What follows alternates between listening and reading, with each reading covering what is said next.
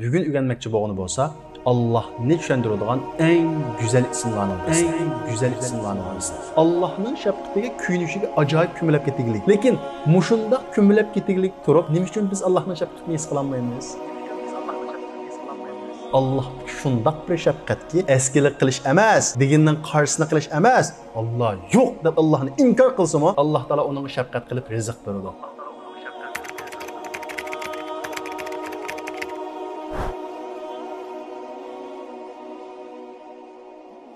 Assalomu alaykum qarindoshlar.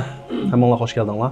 Bugun darsimizga tunji kelgan bormi? Sen tunji keldingmi? Unda bo'lsa biz darsimizni boshlaylik. Allohningki go'zal ismlari dedik. Alloh degan lafzul jalali bu Allohga xos ism. Undan boshqa bugun o'rganmoqchi bo'lgan va bundan o'rganadigan ismlarimiz Allohga nisbat beriladigan, ya'ni Allohni bizga tushuntiradigan ismlar. Masalan, Alloh Karim deymiz, Alloh Jamil deymiz, Alloh Rahim deymiz. Herkesmi? Rahim Allah demeyimiz. Yani biz Allah'ni düşünümüz başka isimler arkalı. Biz Allah'ın düşündüğü isimlerin içinden bugün öğrenmekçi boğunu olsa Allah'ni düşündürüdüğün en güzel isimlerinin birisi. Şundakla en uluq isimlerinin birisi.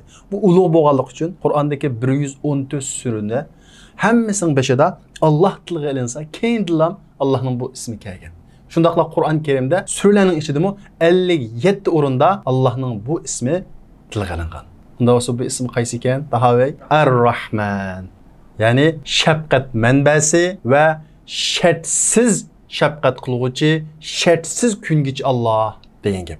Yani biz bugün Allah'nınki şartsiz küngüç ekanligi ve biz görüyotgan şefkatninki menbesi ekanligini tushunib yetimiz. Xo'sh, unda olsa biz Allah'ın nimada dedik? Bütün şefkatninki menbesi. Biz dünyada nurg'ulg'an joylarda shafqatninki jilvalarini ko'ramiz. Eng burun nerede ko'ramiz shafqatning jilvasini? Ota-onamizning bizga bo'lgan g'amxo'rligida, bizga bo'lgan kuyunishida. Bolam nima yeding? Uxlab qolding. Bu nima? Shafqat, kuyunish, g'amxo'rlik. Bizmi ota-onamizga shunday amroq? Bizdikimi bu ota-onamizga bo'lgan bu xil pozitsiya, bu xil tuyg'u nima? Shafqat, g'amxo'rlik. Mush shafqat nereden keldi insonga? Insonda qaranglar, har xil tuyg'ular bor.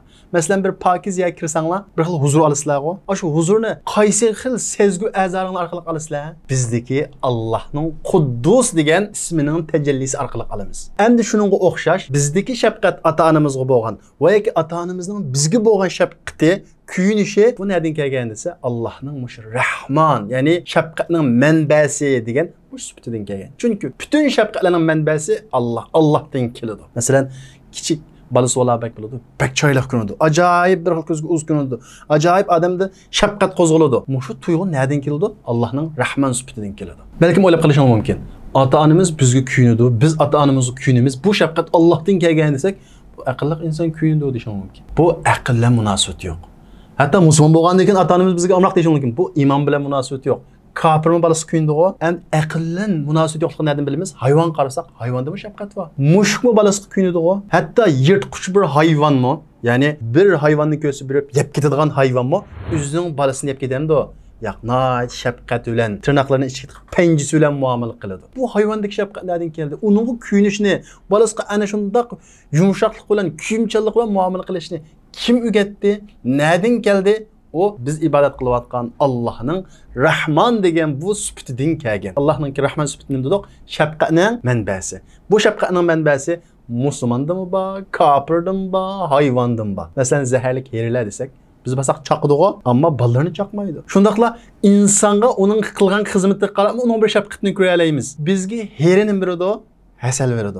Acaba bizgi kuyneşni bilemdi o here? Nereden geldi o herdeki şefkat? Allah'ın Rahman sübütüden geldi. Bundan başka mesela sizler bir resimde ko'rgan bo'lishinglar mumkin to'g'rida. Timsoq og'zini ichib turdi. Qushlar timsoqning og'ziga kirib, ishning atrofidagi qurtlarning hammasini yeb, uchib ketdi. Undan keyin timsoq og'zini yopadi. Bu nima holat desanglar, odatda timsoq tishining og'zini tozalab bo'lmasa, qurtlar bir narsa yemaydigan bo'lib qolgan. Chunki lashlikda yashagandan keyin Alloh taolo bu koinotni shundoq bir sistemni yaratganki, timsoq yashaydigan yerda bir xil qush bor ekan. O qushlarning g'izosimi osh timsoqning tishining atrofidagi yemeklikning lashini qoldiqtirar ekan. Timsoq og'iz ochgan vaqtda o qushlar kelib timsoqning og'ziga qo'nab, tishining atrofining hammasini cho'qib yeb, pokizlab, qo'sqon to'yg'izib, ondan keyin uchib ketadi ekan. Demak, bu qush xuddi bir ana kichik bolasining tishini cho'tkalab qo'yganga o'xshash, timsoqning tishini qadaq qo'ydi ekan, cho'tkalab qo'ydi ekan. Bir timsoq degan og'zini ichib tursa, Kulağını tıkalamsızlar. 100 bin dolar basma tıkanmaysınız şunda o. Onda olsa bu kuş hatırcam uçup içine kirip dişlerini tazalap boğuça. Onunla şefkat kıp yivatmayım. Şundaq içip tuğallıqı. Şundaqla bu kuşununki timsaqınınki manın dişini tazalap koymasam bu bundan hayat geçirmeydi dişini tazalap koyuşu. Bu nimenin alameti? Şefkat. Bu yırtquş timsaqtiki, bu aqlsiz qushtiki, bu şefkat nereden kelgan? Rahman Taaladan kelgan. Demek Allah'ның şefkatinin menbesi degan bu sifatini biz kainatda inchiklesak her yerlerde ko'ralaymiz. Hatta nersi kerak, şeylarda, o'simliklarda ham ko'ralaymiz. Masalan, bir o'simlik qurib qolg'ili qolsa, yomg'ir yog'di. Bulut uning qurib qolganligini bilamdi. Odatda usab qolgandagi suv berish nimaning alomati? Qattiq bir usab ketdi hozir yoki bir mushukdan usab ketsa, Umar achchiq bilan bir suv berdi mushukka. Bu agar rasmga tushib qolsa, nima degan kuyimchan bola deb har xil gaplar bilan bu to'rlar taqab ketadi. Shundaq o, ko'ngil qo'sma rasmni. Qir odamga suv berdi yoki bir mushukka suv berganda, shunda ham to'rga taqilib ketadi, olqishga erishadi. Nimishqa? Uningdagi shafqat, uningdagi mehr muhabbat, g'amxo'rlik taqdiriladi. Endi usab qolgan bir zaminga, usab qolgan bir o'simlikka, usab qolgan vaqtida bulut yomg'irni yog'dirib berishi. Bu shafqatmi, shafqat emasmi? Shafqat. Xuddi bir usab qolganda suv berganda nima farqi bor? Hech bir farqi yo'q. Bu bir hayron qilishga tegishli. Buning bir Allohning biz shafqat ismini ko'ralishga tegishli bir ish edi bu. Chunki bu aqlsiz narsa o'simlikning usab qolganligini, susrab qolganligini bilmaydi. Demak, u narsa kerakladimi, shay iladimi? Allohning rahman sifatidan kelgan bir shafqat balki bir zimin qurib qolsa, qurg'oqchilik bo'lib qolsa, u yerga Alloh taolaning shafqatidan kelgan yomg'ir yog'adi, ondan keyin u qanday qiladi? Teriladi. Demak, kofir bo'lsin, musulmon bo'lsin, insondagi shafqat, hayvondagi shafqat, koinotdagi narsalardagi bu shafqatlarning hammasi Allohning rahman sifatidan kelgan.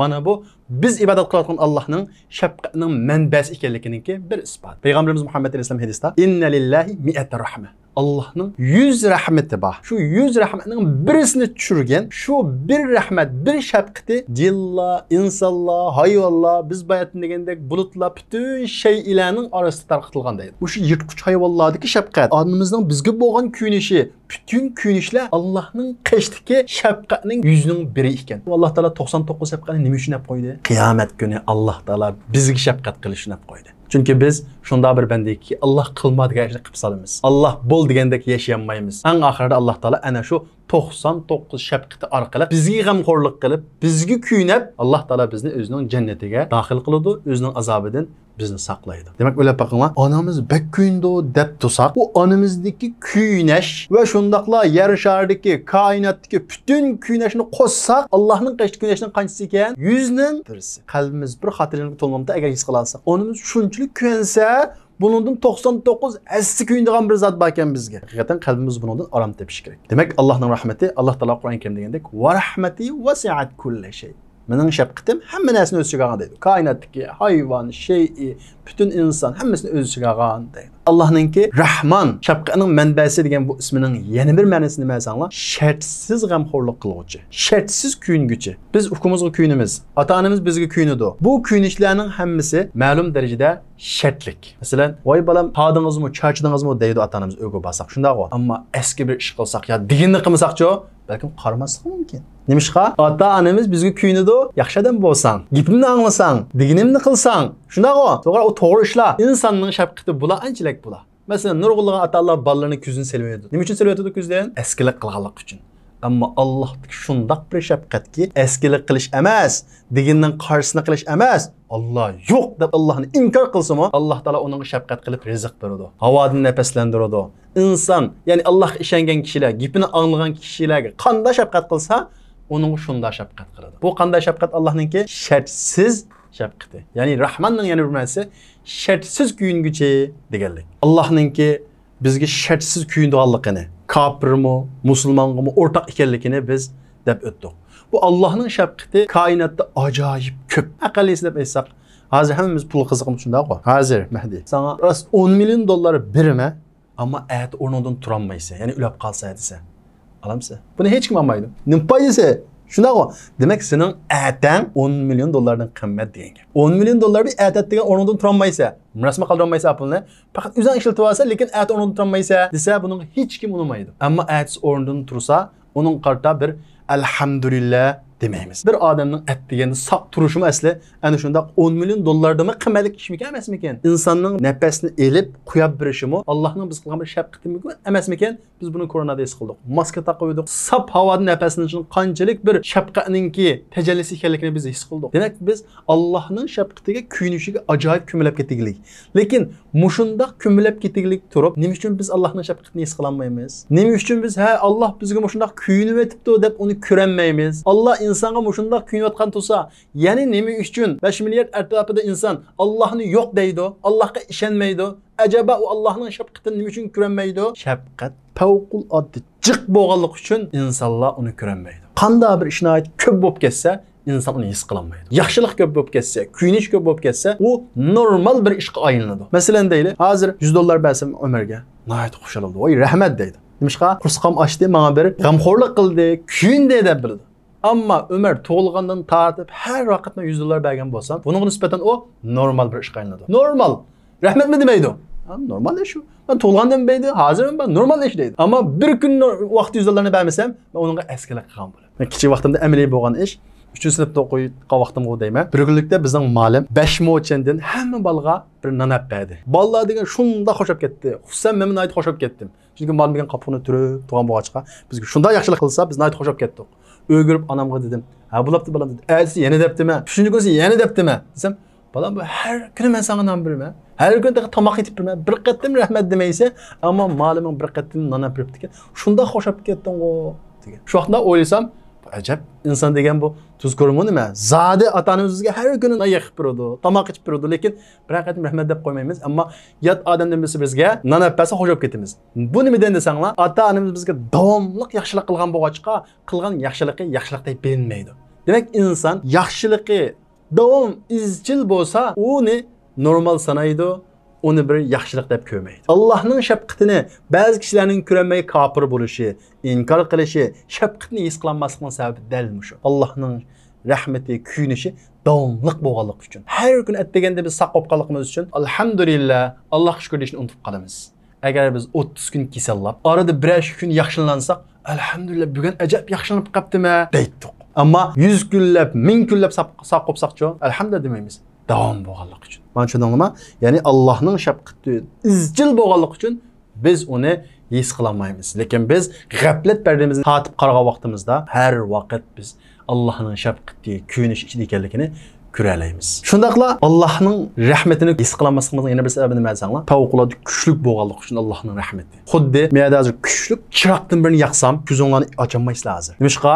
Chiroqning nuri kuchli bo'lganlik uchun. Shuningga o'xshash Allohning shafqati shu darajada kuchliki biz uni ko'rolmaymiz. Ammo yana degandek g'aflat pardamizni echib yirtayotgandan keyin inson naqadar shukr qilsa oz ekanligi, naqadar Allohning g'amxo'rligida petib ketganligini inson ozroqla tafakkur qilsa, buni his qila oladi. Biz Allohningki shafqatining manbasi va shartsiz shafqat qiluvchi, shartsiz kungacha ekanligini his qildik. Shartsiz kungacha deganni tushundinglarmi? Hozir Alloh degan ishni birini qilmasak, Alloh taolo bizni shaqqiday nafasini to'xtatmaydi. Bizni shaqqiday yarashardan tushib etmaydi. Ya'ni shartsiz kuna beradi bizga. Hatto Alloh inkor qilsa-mu, kofirlar o'xshash rizqlanadi-ku, o'xshash nafaslanadi-ku, mana shu shartsiz kungacha degan. Endi Allohningki insonga bo'lgan shafqatining asarlaridan bir qanchani eslab o'tsak, Alloh taolo biz bugun o'rganmoqchi bo'lgan Rahman deb bir sur nozil qilgan. Bu surning 5 Alloh taolo shafqatiningki bir qanchisini bizga bayon qiladi. Birinchisi Ar-Rahman. Alloh shafqatining manbasi va shartsiz shafqat qiluvchi, shartsiz kunguchi zot. Qanday shartsiz kunguchi, qanday shafqat qiluvchi? Allamal Qur'an, xalaqal inson, allamahul bayan deydi. Alloh taolo Qur'onni ta'lim berdi deydi. Ya'ni Alloh taolo insonni yaratdi deyishni ilgari Qur'onni ta'lim berdi deydi. Bu nima deganlik? Alloh taolo bizni yaratishni ilgari insonningki nima ish qilganligi, bu hayotdagi vazifasi, ya'ni hayot dasturini burun Alloh taolo uni qanday qilib qo'ygan? Hozirlab qo'ygan. Allohning biz qilgan eng chong shafqati, ya'ni insonni yaratishdan ilgari uni bir g'arazlik, maqsadlik, nishonliq bir maxluq qilib yaratishni iroda qilganlik. Agar biz Alloh taolo yaratib qo'ygan bo'lsa, Biz şu hayvanga o'xshash yashaydik. G'oyasiz odam degan hayvondan farqi yo'q. Hayvon yeydi, ichidi, avlod qoldiradi. Ya'ni Allohning bizga eng chong shafqati allamal Qur'on. Bizni g'arazlik, nishonliq, ya'ni mohiyatdagi yo'l xaritasini qo'limizga berganlik. Açıqlama hozir turmaydigan bir shaharga tashlab qo'ysam, sizga qilingan shafqat olmaydi. Ammo old bilan bir yo'lga tashlab qo'yishni ilgari sizga xaritani sizib, bunda qilsa, unda qilmaysa, bunda qilsa deb butun xaritani sizib bo'lgandan keyin Mahdi amasi deb Mahdini yo'lga chiqib, xaritani qo'lga tutib qo'ysam, ha, muammoni qanday qilgan bo'ladi? Kuyinganlik bo'ldi. Alloh taolo dal bizni yaratishdan ilgari allamal Qur'on, Qur'onni ta'lim berdi dedi. Ya'ni Qur'ondan iborat yo'l xaritasini hozirladi, ondan keyin insonni yaratdi. Yani yığıp etki vaktimizde birinci biz kılgan şefkati insanı gayilik bir mehluk kıp yaratkanlık. İkincisi allemehul beyan. Allah Teala şundak bir şefkatlik zat ki insanga bayanını bildirdi. Bayan degen neme? Köngüldükini ifadeleş. Tefekkürdükini ifadeleş. Bayan kılış için bir adamda tefekkür buluş gerek. Tefekkür buluş için akıl buluş gerek. Yani yığıp düşensek birincisi insanı gayilik qilib yaratganligi, ikkinchi shafqati bo'lsa insonga aqldan iborat va bu aqlga kelganini tafakkurni ifodalaydigan bir qobiliyatlarni yaratganligi Allohning biz qilgan eng chong shafqati. Masalan, bir gachi va atrofimizda yoki saranglar va shular qarab baqsaq, bir gachi bo'lmaslikninki, sarang bo'lmaslikninki, aqlninki naqadar shafqat ekanligini biz ko'raymiz. Sarang odam qanday yashaydi? Insonning kulkusi qog'udek, bazı kişiler mesxur qilgudek, bazı kişiler ibret ağudek hareketlarni qiladi. Agar bizga Alloh taolo aqlni bermagan bo'lsa, hamma shunda bo'ldi. Haraq ichgan bir masga qarab baqilgan aqlni yo'qtidi. Bizga Alloh taolo aqldan iborat bir ne'matni bermagan bo'lsa, bizning undan hech qanday bir farqimiz bo'lmaydi. Demak, aql berganligi Allohning biz qilgan eng cho'ng bir shafqati, rahmati. Ikkinchisi, ya'ni Allohningki Rahmon, shafqat qilguvchi degan bu sifatning bizda ko'riladigan, atrofimizda ko'riladigan ta'sirining ikkinchisi bo'lsa, bizga payg'ambar avatishi. Alloh taolo ma insonni yaratib, Nuh alayhisolamdan boshlab hech qachon insonni payg'ambarsiz qo'ymadi. Aslida bizga Alloh taolo aqlni berdi. Koinotda bir yaratuvchini ko'rsatadigan nurg'unlagan ishoratlarni qo'yib qo'ydi. Bir odam xuddi Ibrohim alayhisolamga o'xshash shu ishoratlar qarab, osmon qarab, yulduz qarab, suv qarab, havo qarab bir yaratuvchining bor ekanligini bilalaydi. Shunda turib Alloh taolo uningdan ustiga yana ba'zi kishilar g'aflatda qolsa, ularni uyg'otish uchun, to'g'ri yo'lga yetaklash uchun payg'ambarni avatishi, umuman bir insoniyat qilgan Allohningki rahmati. Uchinchisi, biz nihoyat muhtoj. Agar u bo'lmasa, inson ma dunyoda yashamaydigan bir narsa bor. U qaysi? Suv. Biz hozir nihoyat cho'ng narsalarni gapini qilishimiz. Hozirgi fen texnikada paydo bo'lgan narsalarni nihoyat muhim deb bilamiz. Telefonni muhim deb bilamiz. Kompyuter muhim deb bilamiz. Ammo kompyuter bo'lmasa, insoniyat ma yarasharda yashayoladi, yashamamdi. To'g'ri bo'lmasa, insoniyat yashayoladi, yashaydi. Hozirgi mashina, hozirgi biz cho'ng bilayotgan fen texnikaning hech qaysi bo'lmasa-mu insoniyat yarasharda o'xshash yashayveradi. Necha ming yillardan beri shunday yashab kelgan. Ammo biz ko'zga ilmayotgan suv bo'lmasa-chu, insoniyat yashayoladi, yashayolmaydi. İnsaniyat ürüdü su bo'lmasa, insoniyatga nisbatan unda bo'lsa, rahmat sumuken yoki biz hozir cho'ng bilayotgan narsamikan? Su. Shunga Alloh taolo alohida buni Qur'on Karimda bayon qilib, "Fanzur ila athar rahmatillahi kayfa yuhyil arda ba'da mawtiha." Allohning shafqatining ta'siriga qaramamsa, zamin o'lgandan keyin, ya'ni qurg'oqchilikda o'lgandan keyin yomg'ir yog'dirish orqali uni qandoq tirildiradi deydi. Zamin qurg'oqchilik olib kelsa bir narsa o'smaydi. Biz ustablam o'lmaymiz, suv bo'lmasa, yemeklik bo'lmaydi o chaqda. Bug'doy o'smaydi. Guruchlar bo'lmaydi. Hayatlık bo'lmaydi. Aslida bug'doyning bo'lishi, suvning bo'lishi Allohningki shafqatining bir ta'siri. Buningga qaramamsa deydi Alloh taolo. Biz shu davomli boshqa bir yoqqa qarab olamiz. To'g'ri, u yaxshi narsalar foydalanamiz, lekin biz u bo'lmasa insoniyat hayot kechirolmaydigan Allohning shafqatiga qarashimiz kerak. Masalan, bir qancha oy oldida Istanbulda jidlashib ketdi. Masjidlarda yomg'ir tilab duo qilib ketdik. Nima uchun? İstanbul su ambarda suv tuvallab ketibdi. Agar mushunda davomlab ketib chiqishga ketsa, Istanbul qahatchilik bo'ldi ekan deb.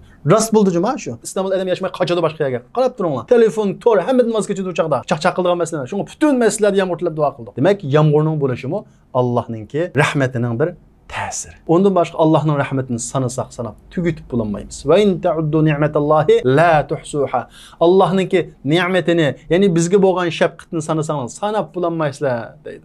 Kechimi bir Allah'ın rahmeti. Kündüzümü bir Allah'ın rahmeti. Havamı biz bay degandek Allah'ın rahmeti. Ma ziminninki mustahkem turup duruşum Allah'ın rahmeti. Ma zimin qanda turup durur degen desanlar, fen texnik alimler deydi ki, bir topni mexning ustida to'g'zalamsizlar, mexning ustida ajoyib inchikdan ponliq bilan. Buni fizikalik hisoblashlar bilan to'g'zalaysizlar, to'g'zsanglar. bir mexning ustida. Agar shu fizikalik hisob bilan topni tug'izgandan keyin qilchilik midirlab ketsa, top qanday qiladi? Tushib ketadi. Yer sharining turishi dal shunga o'xshaydi deydi. Shunda bir inchki turish turdiki, yer shari agar kichkina intizomsizlik bo'lsa, yer shari tarab ketadi yoki vayron bo'ladi deydi buni bilim odamlari. Topni mana ustida qolib qo'ygandek emas, mexning ustida tug'andek holatda davom muqim Allohning tutib turishi biz qilgan rahmatimi emasmi? Rahmati.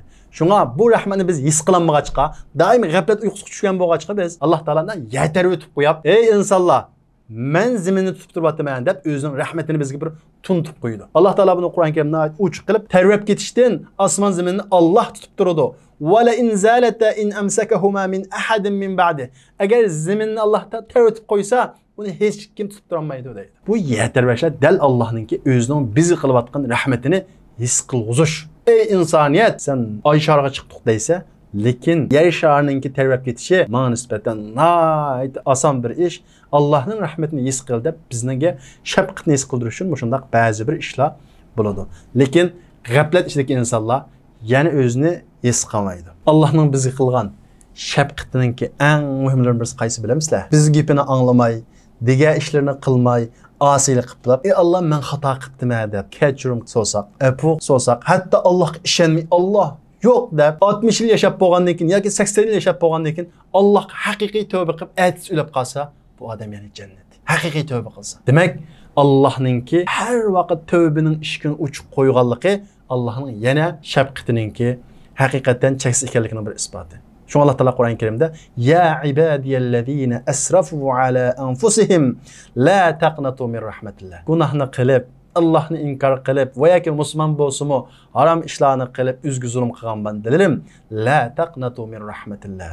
Allah'ның rahmetidan, Allah'ның şefqatidan, yani Allah kechirim qilmasmi degan bu şefqatidan ümit üzmanglar. İnnallaha yaghfiru zunuba jami'a. Allah günahlarning hammasini afv qiladi. Innahu huval g'afurur rahim. U nayt kechirimchan va shafqatlik bir zotdir deydi. Allah afv qilmasmi degan gap aslida bu Allohga nayt haqorat gap bu. Allah shafqatning manbasi tusa, bütün dünyadaki şefkat Allah'nınki, yendeki şefkatinin %1'si tusa, hem Allah afv qilmasmi deyish Allah'ның rahman sübtiga, rahim sübtiga qilingan bir haqorat. Demek Allah'ның rahmetini bizning üstümüzdeki rahmet olsun, kainatdagi rahmet olsun, hammasini biz sanab tugutib bo'lmaymiz. Unda bo'lsa, bu biz Allah'ның rahman sübtidan tunishib chiqdik. Biz Allah'ның rahman sübtidan tunishib chiqqandan keyin bu rahman sübtidan oldigan bizning nasibimiz nima bo'ladi? Oldulan bu Allah'ның bizge mana moşanda g'amxo'rlik qildiganligi, kuyindiganligini his qilish va shuning qarta elhamdülillah deyish, ig'zimizda deyish, sharkitimizda deyish. Ig'zimizda elhamdülillah deymiz, sharkitimizda Allah buyurgan ishlarni qilish bilan, amal ibodat bilan, yaxshi ishlarni qilish bilan deymiz. Ig'zimiz bilan deb qo'yishga bo'lmaydi. Chuqur sharkitimizda elhamdülillah deymiz. Bu bir insoniy tabiat. Bir odamga aldığınlığa çaya keppas, kahveye keppas deysizler, rahmet deysizler. Allah'ın biz qilgan şefqati, g'amxo'rligi cheksiz. Nima u çaya kepirish? Bir odam kasalab qolsa, davolab qo'ysa, uningga ming rahmat deysizler. Allah her vaqt sizlarga shifolik beradi.